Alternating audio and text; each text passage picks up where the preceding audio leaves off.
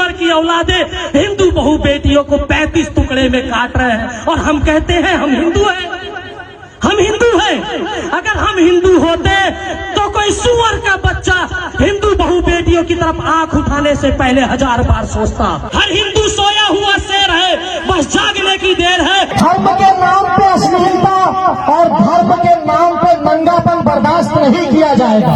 अरे बहुत सारे लोग बिलासपुर भारत में अवैध रूप से घुस रहे हैं, आप देखिए अवैध रूप से उनको बसाया जा रहा है। गौ हत्या बर्दाश्त नहीं करेंगे और जो गौ माता को काटेगा, हमारे शास्त्रों में लिखा है गौ हत्या करने वालों को काटना कोई अपराध नहीं है, अपने देश धर्म की रक्षा करना कोई अपराध नहीं है। हिंदुओं जाग जाओ, देख लो हिंदुओं के साथ क्या हो रहा है। आज मुझे अपराधी बना दिया जा रहा है धर्मांतरण रोकने के कारण। हमें उन सभी हिंदुओं के लिए सोचना चाहिए कि वो अपने लिए लड़ाई नहीं लड़ रहा है, वो आपकी आने वाली पीढ़ी के लिए लड़ाई लड़ रहा है, आपके परिवार की सुरक्षा के लिए लड़ाई लड़ रहा है। अगला कोई जिहादी शिवलिंग में हमारे आराध्य पेशाब कर देता है, जहाँ विरोध करने जाते हैं भाई लोग तो ठाकुर राम भाई को उल्टा पुलिस घर में डाल देती है। वो तो अपने लिए कभी लड़ा नहीं है, वो हिंदुत्व के लिए लड़ा है। इतना हिंदुत्व वाला लड़का और सनातनी धर्म का लड़का आज अंदर हो गया है जो धर्म बचा रहा था, तो कहीं ना कहीं ऐसा लगता है कि उसके साथ अन्याय किया गया। तो हमारे धर्म पे मुस्लिम लगातार कोई पेशाब कर रहा है, कोई हमारी देवी का मूर्ति के साथ कुछ गलत कर रहा है। एक हिंदू की लड़ाई होता है, पूरा मुसलमान आके उसको मार देता है, पूरा मुसलमान एक हिंदू की लड़ाई में मार देता है, कबीला वाले आकर के।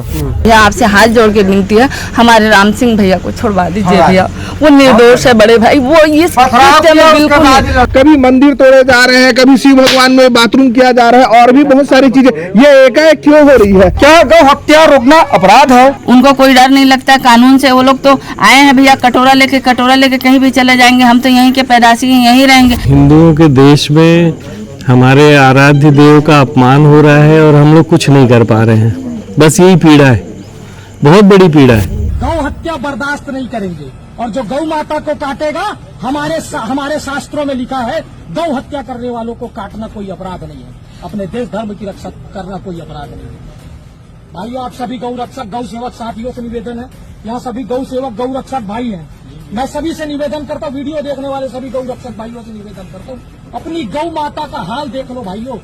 और आपका खून अगर पानी हो गया तो घर में बैठो, लेकिन अगर आपके अंदर का जमीर जिंदा है, आपके अंदर का हिंदू जिंदा है, आपके अंदर का पुरुषार्थ जिंदा है, तो गौ माता की रक्षा के लिए आगे आओ और गौ माता को कटने से बचाओ। और जो भी गौद्रोही, जो भी गौ तस्करी करते हैं, उन लोगों को बता देते हैं गौ हत्या बेटा नहीं होने देंगे। आक्रोशित हिंदू समाज लगातार अशोकनगर पहुंच रहा है, ये रात का समय है और हमारे पास भी स्थानीय थानेदार का एक मैसेज आया और ये समझाने की कोशिश की गई कि हम रात को ड्यूटी क्यों कर रहे हैं।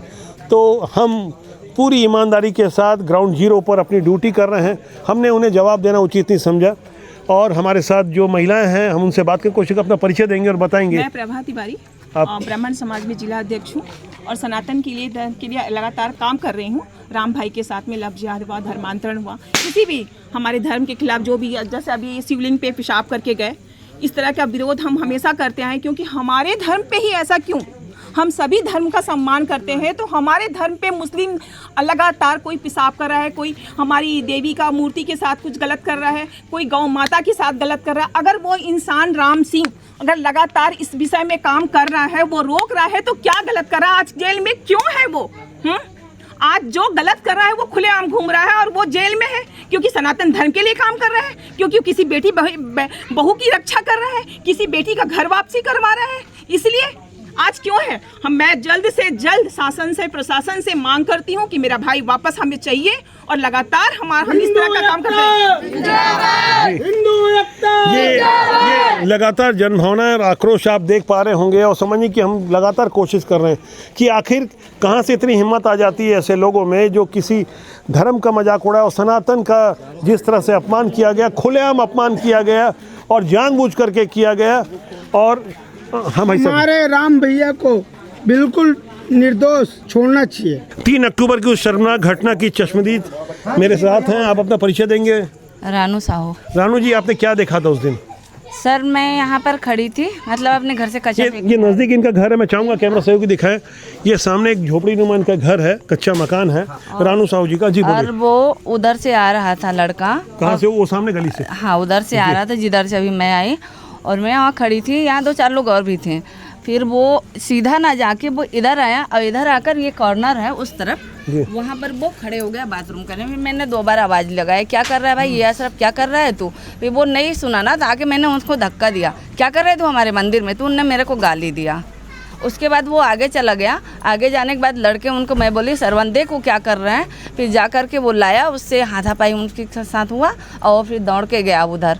तो उधर भाग रहा, लड़के घेरे। फिर मैं उनके बाप के पास गई, उनके दादाजी के पास। मैं बोली देखो आपका लड़का क्या कर रहा है। वो आए हैं, अब वो क्या किए हैं उसके बाद से जो लड़ाई चालू हुआ।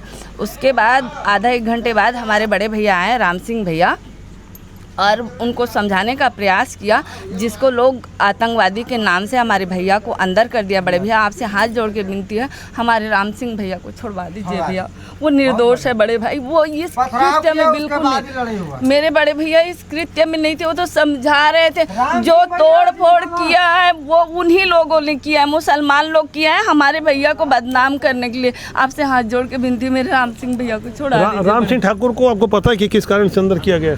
उस घटना के बाद से अंदर हुआ? इसी घटना से अंदर किया है, पिछला मैं नहीं जानती भी। आदि पिछला केस उसका था, तो पुलिस पहले क्यों नहीं अंदर किया? हमारे यहाँ आया, हमारे हेल्प के लिए आया, इसलिए उसको ये एक स्वाभाविक सा दर्द है, घोषित करके उसको अंदर किया। प्लीज आप लोगों से सबसे निवेदन है कि मेरे भैया को छुड़वा दीजिए।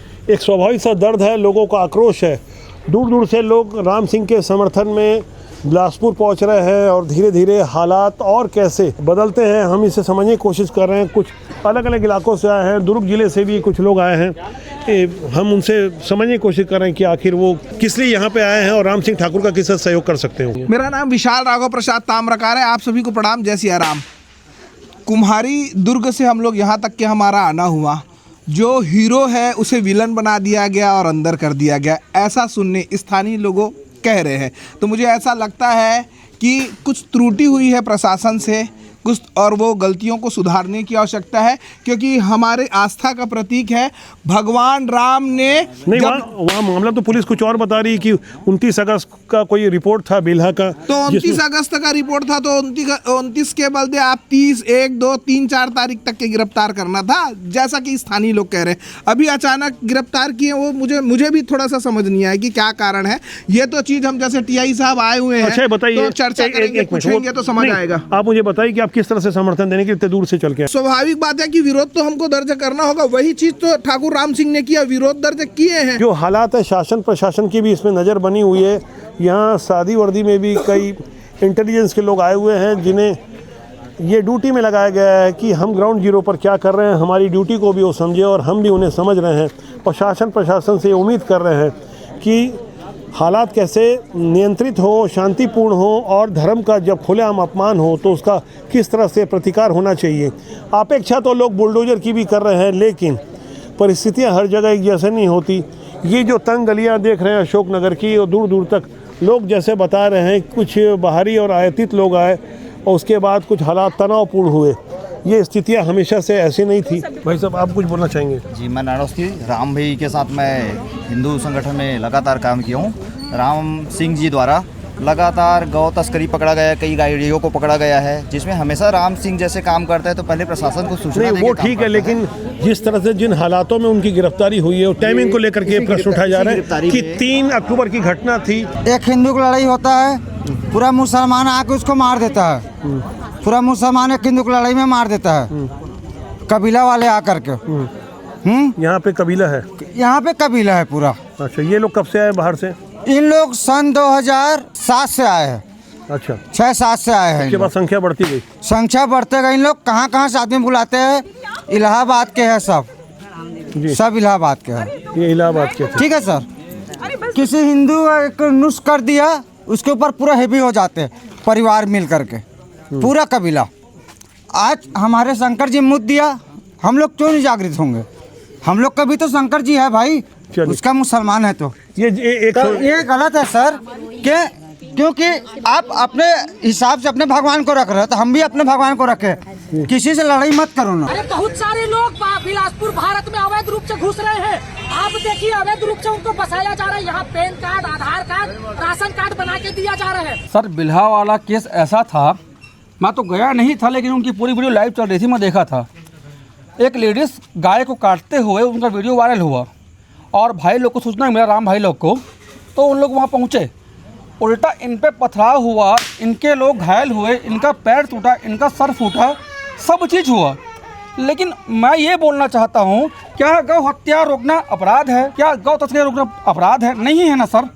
तो राम भाई भी वही किया, और उनके साथ में जो गए हुए थे उनका भी पैर टूटा है, फ्रैक्चर हुआ है, और सर भी फूटा है, और ये भी फूटा है, लेकिन उन पे कार्रवाई नहीं, वो 2 दिन में छूट के आ जाते हैं।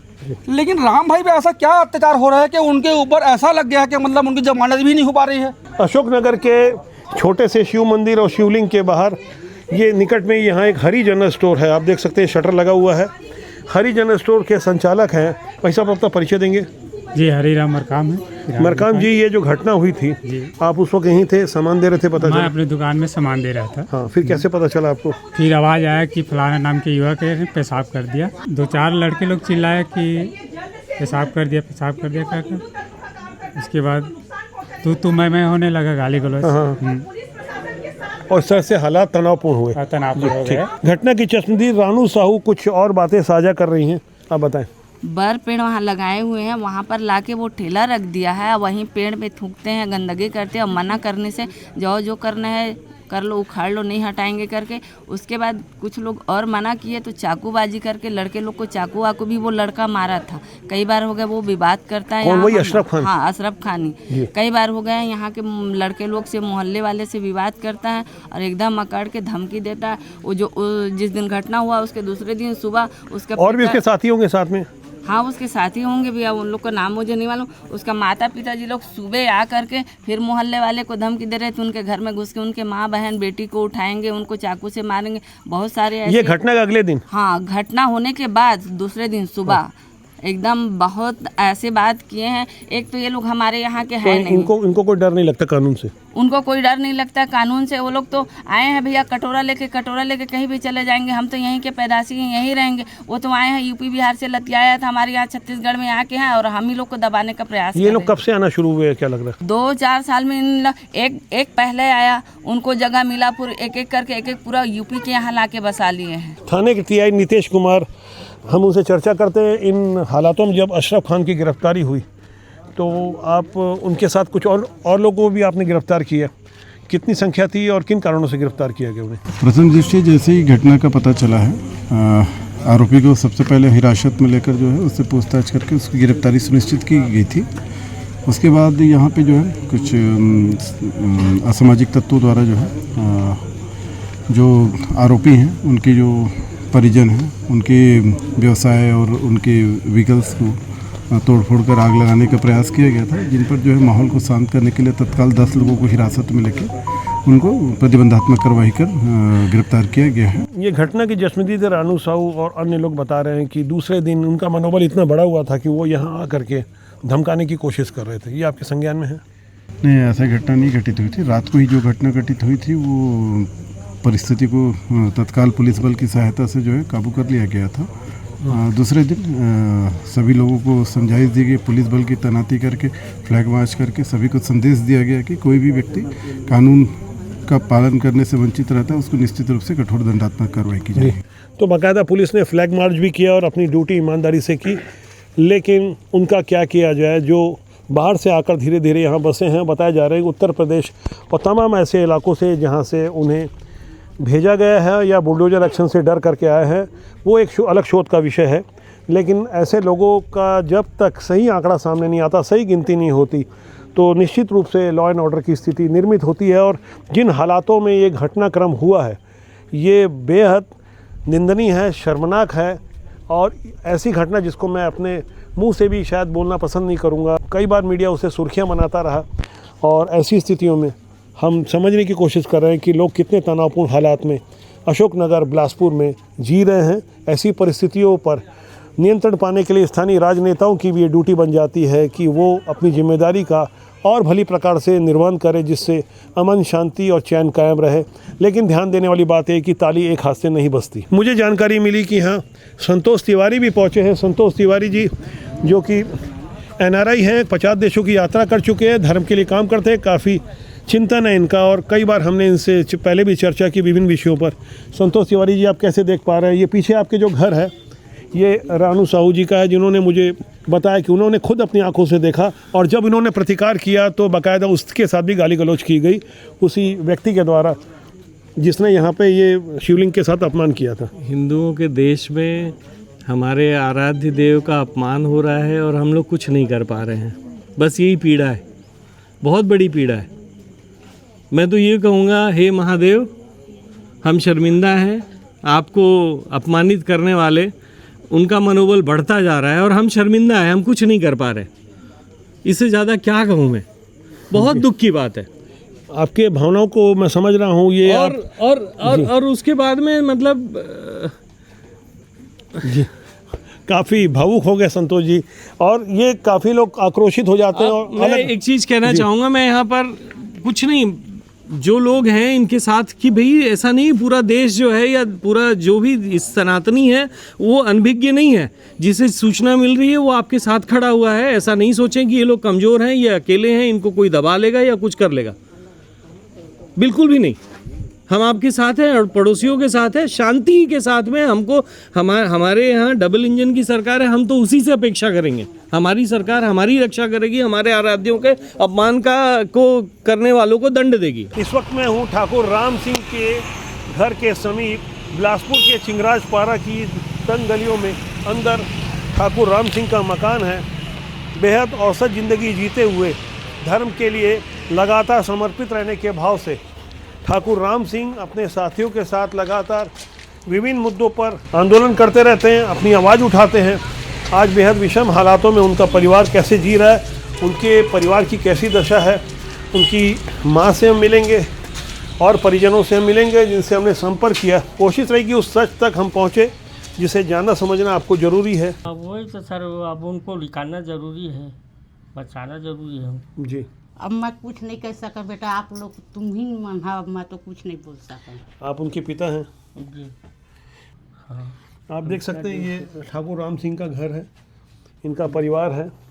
ये एक झोपड़ी नुमा मकान, ये चिंगराजपारा बिलासपुर का।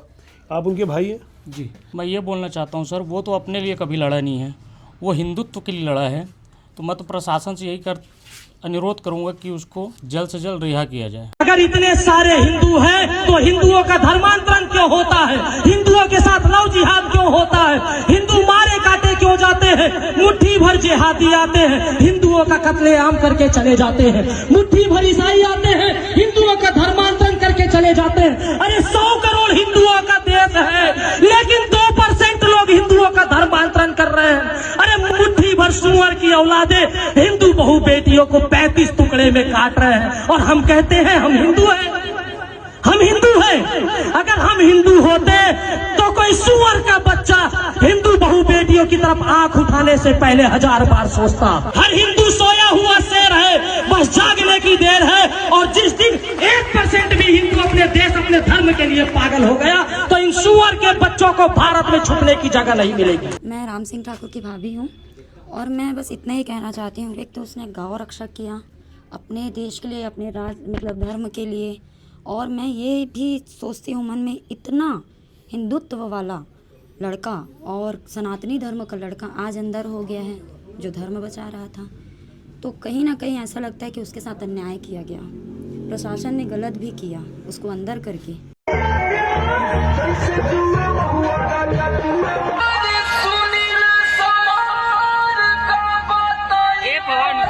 नंगा नाच करवाएंगे तो वो बर्दाश्त नहीं किया जाएगा, वो बर्दाश्त नहीं किया जाएगा। देखिए, आप हमारे सनातनी बंधु हैं, इसीलिए समझाइश देने के लिए आए हैं। अगर ये काम कोई और करते रहते तो यहाँ पर मंच कुछ नहीं आता, सब उखाड़ के फेंक देते, सब उखाड़ के फेंक देते। हमको ये सब कुछ करने पर मजबूर मत कीजिए। धर्म के नाम पे अश्लीलता और धर्म के नाम पे नंगापन बर्दाश्त नहीं किया जाएगा। के साथ राजनेताओं ने कुछ उसमें गणित किया, राजनीति चलाया, उसमें मिलकर किया, कहीं कहीं के संगठनों ने मिलकर किया उस काम को, ताकि वो अंदर जाए और निकल ना सके। जो शिवलिंग का अपमान किया, उन शब्दों को मैं दोहराना भी नहीं चाहता।